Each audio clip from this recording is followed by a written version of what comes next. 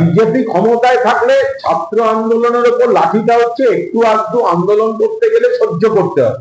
একটু আধটুটা কি, যে পরিমাণ দমন পীড়ন হয়েছে, ছররাগুলি ব্যবহার হয়েছে, যে পরিমাণে মারধর হয়েছে, সেটা একটু আধটু?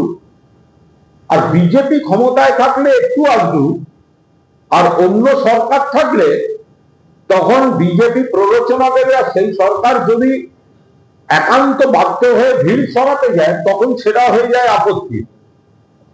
যেভাবে নিট নিয়ে ছাত্রছাত্রীদের আন্দোলনে দমন পীড়ন করেছে, শুধু ছাত্রছাত্রী নয়, এটা শুধু জেপি নাড্ডা ছাত্রছাত্রী বলে গুলিয়ে দেবেন না, কৃষকরা ঢুকেছেন, তাদের উপর আপনারা লাঠিচার্জ করেছেন। সোনার মেয়েরা কুস্তিগির, তাদের অভিযোগ ছিল বিজেপির একজন সাংসদের বিরুদ্ধে, তারা উই ওয়ান্ট জাস্টিস বলেছিল, তাদের উপর পুলিশি নির্যাতন হয়েছে। আজকে ছাত্রদের উপর হচ্ছে।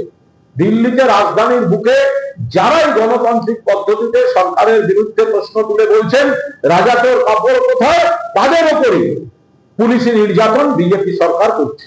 যদি একটা নতুন জিনিস চালু হয়েছে, যে ফাঁকের অভিযোগ আসছে, অনেক ফাঁক আগের সরকারই ভরাট করেছেন, আবার যদি কোনো ফাঁক থেকে থাকে সেটা চলতি সরকার ভরাট করতে করতে এগোবে, খুব স্বাভাবিক ব্যাপার।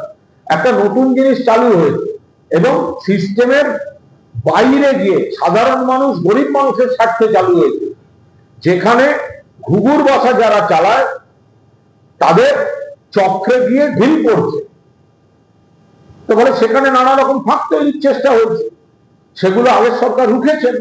তারপরেও যদি কেউ কিছু থাকে, রুখে দিন, কিন্তু তার জন্য আয়ুষ্মান ভারতের নাম করে মানুষকে বিভ্রান্ত করে ভরতে, এখন বলছেন আয়ুষ্মান ভারত সবাই পাবে না, এখন বলছেন আবার নতুন বীমা, এর মানে কি? স্বাস্থ্য, তাহলে স্বাস্থ্যসাথী থাকুক। যদি একটা নতুন জিনিস চালু হয়েছে, যে ফাঁকের অভিযোগ আসছে, অনেক ফাঁক আগের সরকারই ভরাট করেছেন, আবার যদি কোনো ফাঁক থেকে থাকে সেটা চলতি সরকার ভরাট করতে করতে এগোবে, খুব স্বাভাবিক ব্যাপার। একটা নতুন জিনিস চালু হয়েছে এবং সিস্টেমের বাইরে গিয়ে সাধারণ মানুষ, গরিব মানুষের স্বার্থে চালু হয়েছে, যেখানে ঘুঘুর বসা যারা চালায় তাদের চক্রে গিয়ে ঢিল পড়ছে। তো বলে সেখানে নানা রকম ফাঁক তৈরির চেষ্টা হচ্ছে, সেগুলো আগের সরকার রুখেছেন। তারপরেও যদি কেউ কিছু থাকে, রুখে দিন, কিন্তু তার জন্য আয়ুষ্মান ভারতের নাম করে মানুষকে বিভ্রান্ত করে ভরতে, এখন বলছেন আয়ুষ্মান ভারত সবাই পাবে না, এখন বলছেন আবার নতুন বীমা, এর মানে কি? স্বাস্থ্য, তাহলে স্বাস্থ্যসাথী থাকুক। স্বাস্থ্যসাথী একটা মডেল প্রকল্প, মডেল।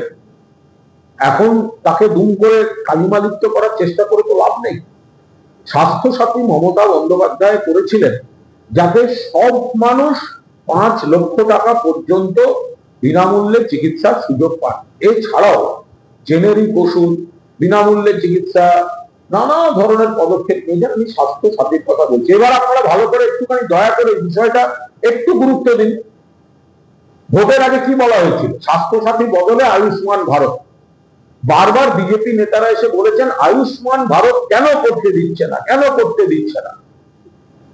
আজকে যখন বিজেপি সরকার, তখন বিধানসভায় লিখিতভাবে বলা হচ্ছে, পরবর্তীকালে সরকার বলছেন যে আয়ুষ্মান ভারত যারা পাবেন না তাদের জন্য নতুন একটা 5 লক্ষ টাকা পর্যন্ত বীমার ব্যবস্থা করা হবে। একবার বলা হয়েছিল সিএম রিলিফ ফান্ড থেকে দেওয়া হবে, ওটা টেকনিক্যালি অবাস্তব। কারা কেন এইসব লিখেছিলেন ঈশ্বর জানেন।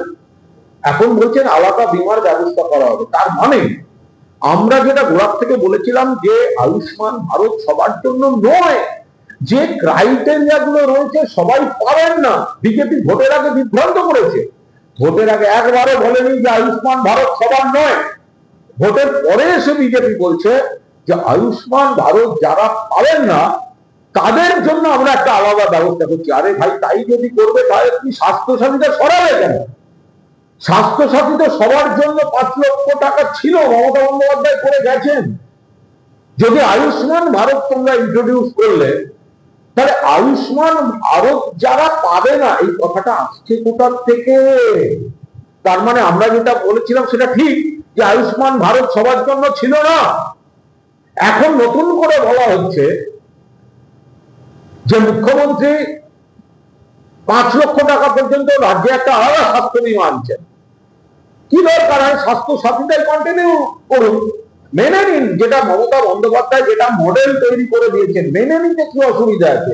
কেন মাঝখান থেকে মানুষকে বিপদে ফেলছে? স্বাস্থ্য সাথী করাটা কিন্তু সহজ কাজ ছিল না। স্বাস্থ্য সাথী মানে অনেক ঘুঘুর ভাষায় ঢিল মারা, অনেক রকম স্বাস্থ্য পরিকাঠামোর মধ্যে অনেক ঘুঘুর ভাষার অসুবিধা হচ্ছে, নানা রকম সুযোগ নিতে চাইছিল।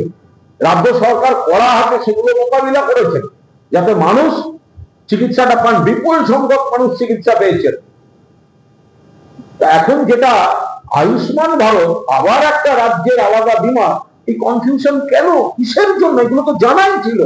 ভোটের আগে মানুষকে মিথ্যা বুঝিয়ে, বিভ্রান্ত করে, ভুল বুঝিয়ে আজকে কেন এই অচলাবস্থাটা তৈরি করলো সরকার? ইডি ডাকার যে চিঠি, ইডির যে তলবি চিঠি, সেটা মদন মিত্র, বিশেষত মদন মিত্রের স্ত্রী এবং ছেলেদের টাকার পর মদনদা সেই চাপটা সহ্য করতে পারেননি এবং তিনি চলে গিয়েছেন ভালো শিবিরে। খারাপ মদন থেকে ভালো মদন হয়ে গেছে। কেন না, ইডি চিঠি দিয়েছে তার স্ত্রীকে এবং পুত্রদের। তো এখন আজ মদন মিত্র ডাক পেয়েছেন, তো এখন প্রমাণ হয়ে যাবে ক্রমশ যে ইডির চিঠি, এই চিঠিটি কি শুধুমাত্র শিবির বদলের জন্য বিজেপি ব্যবহার করছে? ইডির অফিসারদের বিরুদ্ধে আমাদের কোনো বক্তব্য নেই, অনেক দক্ষ যোগ্য অফিসার আছে, কিন্তু ইডিকে তো রাজনৈতিক একটা ভাবনা থেকে ব্যবহার করা হচ্ছে, সেটা তো রাজনৈতিক শক্তি ব্যবহার করছে। তো তাহলে ইডির চিঠি মানে আপনাকে ডাকবো, আপনি ডাকার পরেই আপনি কিন্তু ভালো হয়ে যান, তাহলে ডাকবো, চা খাওয়াবো, ছেড়ে দেবো। তা এই তদন্তটা কি আজ মদন মিত্রকে দিয়েই তো একটা টেস্ট কেস হয়ে যাবে যে মদন মিত্র সন্ধ্যাবেলা যদি হাসতে হাসতে বেরিয়ে আসেন, তার মানে হচ্ছে যে ইডির চিঠি মানে হচ্ছে আপনাকে ওটা একটা মিসড কল, যে আপনি ভালো শিবিরে চলে যান, তাহলে আপনাকে সন্ধ্যের পর 2 ঘন্টা বসিয়ে চা খাইয়ে ছেড়ে দেওয়া। আর যদি কোনো কারণে ভগবান না করে, বা ওটা ভগবানের ব্যাপার আমি তো বলতে পারবো না, অন্য কিছু ঘটে, অনার স্টেপের কিছু ঘটে, তখনই একমাত্র মনে হবে যে ইডি যেটা করেছে সেটা নিরপেক্ষভাবে সত্যি তদন্তের জন্য তদন্ত হচ্ছে। আর ছেড়ে দিলে প্রমাণ হবে যে ওদের চিঠিগুলো হচ্ছে বিজেপির হয়ে মিসড কল। চিঠি দেবো, চাপ খাবেন, চলে আসুন, বাঁচিয়ে দেবো।